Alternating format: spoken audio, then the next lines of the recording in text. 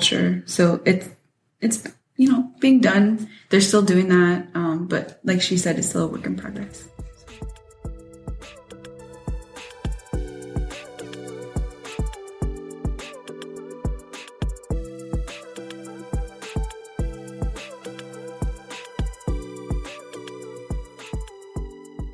I really like how in our traditional and contemporary Native food prep class, like I can't do a lot because I didn't grow up. I didn't know how to pluck a duck. I still don't know, really. I'm still learning.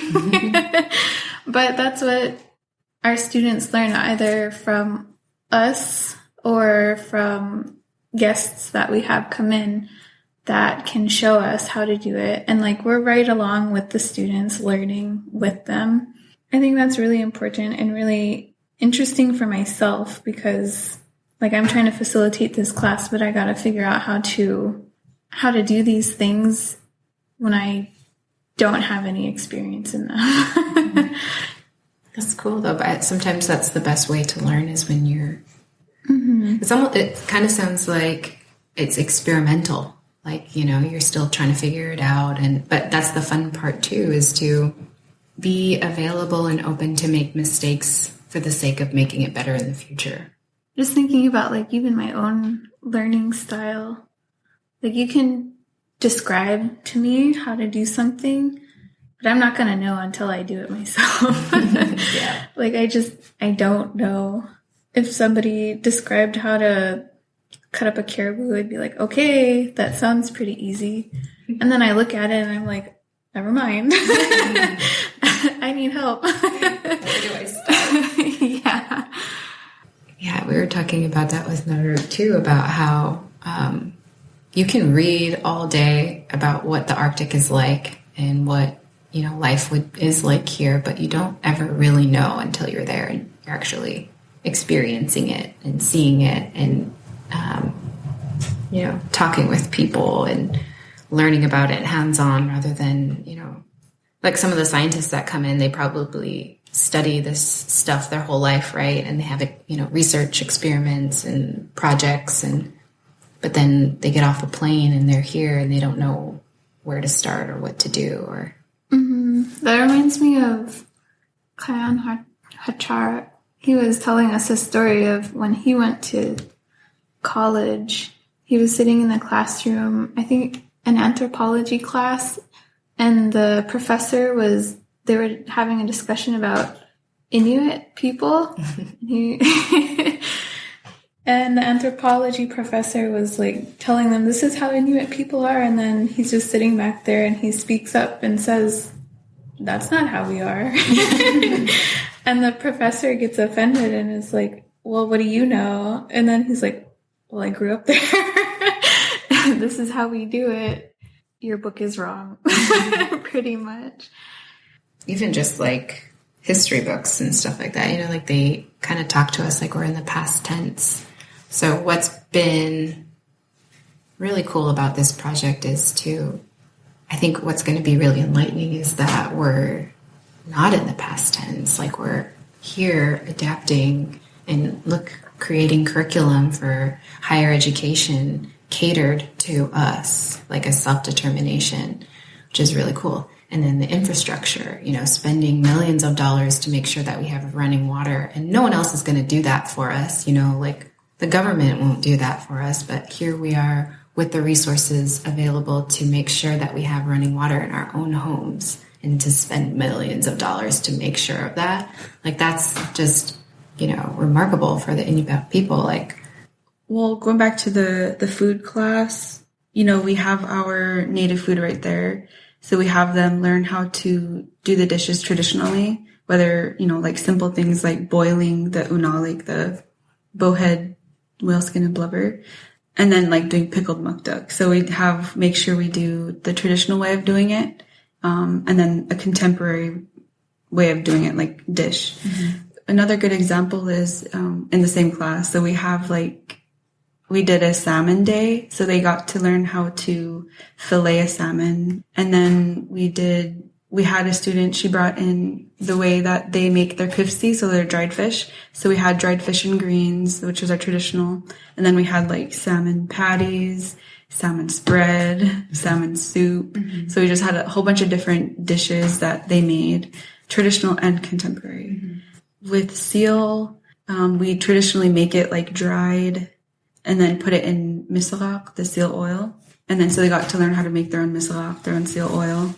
And then we had a guest speaker come in and show how she makes her like instant pot ugruk meat, which was like amazing. It was like super soft. It only took like an hour to be like, you know, the softest meat you've ever tried. Wow. So it's like this ongoing kind of experimental thing, like where we're just trying new things with, you know, our culture, with our foods, letting our students know like it's okay to do something different. Right. Another example, storytelling. Okay. We have really old books about stories. We let our students read really old stories. We're going to let them interview or elders or community members. Kind of the contemporary piece is using technology to retell a story, and then they're going to make their own props. I guess that's not really a traditional contemporary thing, but it kind of is. Yeah. I mean, they're taking stories and then turning them into pretty much like little videos to retell the same story, but visually. Yeah, our stories are normally told orally, but it's sometimes cool to see something in action, you know, something that people can watch or something that they can show their family that they made. With sewing, our students can learn the traditional way of making something, you know, all fur, like for example, muklaks, crimping, making the fur body, but then also like atilluks, like we use fabric that's a contemporary style. Barrettes and bows and jewelry. Mm-hmm. Can you guys speak to the importance or tradition of storytelling? So, I mean, our stories have been passed on, you know, orally since time immemorial. And, you know, there's a lot of people who don't know very many stories. And I'm kind of in the same boat, honestly, but I've been gathering books on different stories that were already created, like Puihuicat, which was put together by the Heritage Center in, I think, 1978 from the elders of that time. But I think it's really important to, you know, have a space for our students to learn about these stories. So I think it's really important for them to know, you know, we have our creation stories, we have our stories about safety. Well, kind of, you know, when they say like, the Northern Lights will come down and chop your head off. It's really just a way to have the kids go home, you know. So there's stories like that. There's stories about, you know, people's experiences. We have Iñupiaq names for each of those things. So we have Iñupiat, Iڵisaġvik, and I can't remember the third one, but there's like personal experiences, there's legends, and there's stories from the last few generations, like elders and what they've experienced. So each of those things, I think, have a key role in how people are supposed to be, Iñupiaq ways of being. So I think that's why it's really important. We also have a dancing class. So Iñupiaq drumming, dancing, and singing. Naomi Aamodt, so she used to work in Iñupiaq Studies, and so her and she has like the knowledge of dancing. She can drum, she can sing. She's been in a dance group since she was, you know, very little. And as opposed to me, where I learned, you know, at Iḻisaġvik how to dance, how to do that. So I was able to help her with the sewing.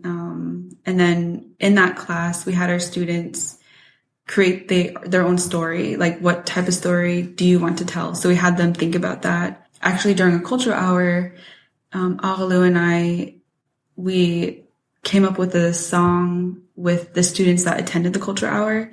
And so it was all about, you know, we are from Iḻisaġvik, so we're able to tell our own story. Came up with motions and a drum beat, and it all just came together. So, like, it made us really excited because we've never put a song together before. And then last year, we had our students come up with a song in the class. And they decided they wanted their story to be about fishing. And so they got to tell about, it was really cool. Like they were pulling a net in, they're going on the water. So they put the motions together, the dance moves, and we helped them translate into Iñupiaq. And so it came together really beautifully. Oh, that's so cool. That's so exciting. I wish, I might just have to move back here and go to Iḻisaġvik. There's, a lot of songs and dances that you see, they're very old. I've seen a video of one that's, from the 1940s, and we still practice it, which is really awesome that they're still, being passed on. But also to have new dances and new stories, I think is also, important too. Like the students that created it have a sense of, that's mine. Mm-hmm. Like I helped create that. Mm-hmm. I can share this. I can go back to my community and teach it. Songs and dances belong to the person or community that made it. And so I have one student who came to Iḻisaġvik to learn about songs and dancing because in her community haven't practiced that. So it was kind of like lost. And so she learned, helped create a couple songs, went back home teaching them. And so she started a dance group. And so she's bringing back that fire in her community. That sounds relevant to another theme of this project, which is we're trying to capture the things that have changed and the things that have remained the same. And that sounds like creating new stories as a millennial student or even the next generation likely captures that, like even their fishing story. It seems like if you compare that to a story in the past, maybe you can observe changes in the natural environment. Definitely. I think, those stories, those songs are passed on. They're continued to be practiced, but they're the same things. And then to see new things, I think is really, it's fun, it's different, and I like it. Yeah.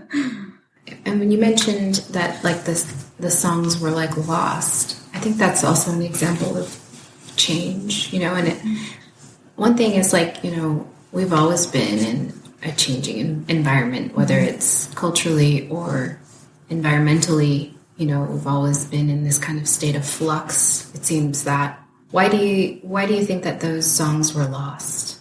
I believe, after talking with her, it stems back to the boarding school era where, the people, they were sent off to schools, and also the missionary era where they were told not to practice, not to sing, not to dance because they thought it was evil.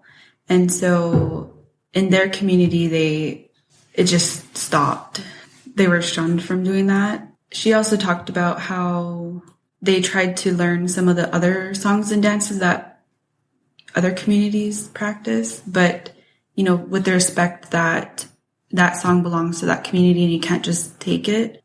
She, I think, is kind of just a shining star because she's creating new songs and allowing her now dance group to practice them.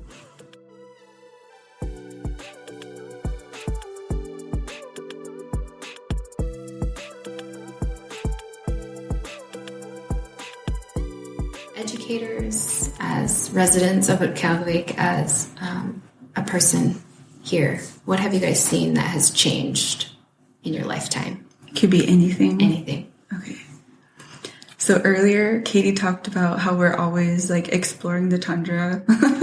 So we always loved plants ever since we were little.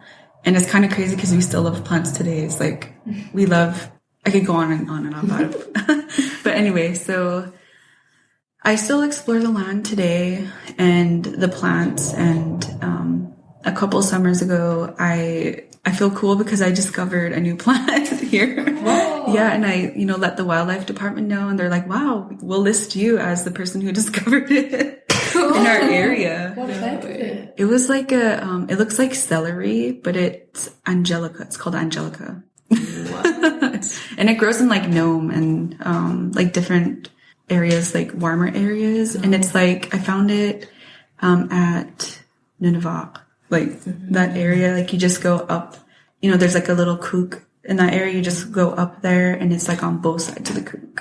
Wow. Yeah. New birds as well. I've seen birds that look like robins. I've never seen robins up here. I feel like I saw a puffin once. Mm-hmm. It was just out on the tundra. I think it was during that time when there was like there was something going on around the Bering Straits. It was like making flight patterns for the birds like all crazy, and birds were getting lost and ending up where they don't normally end up. And I saw this random single puffin just like out on the tundra.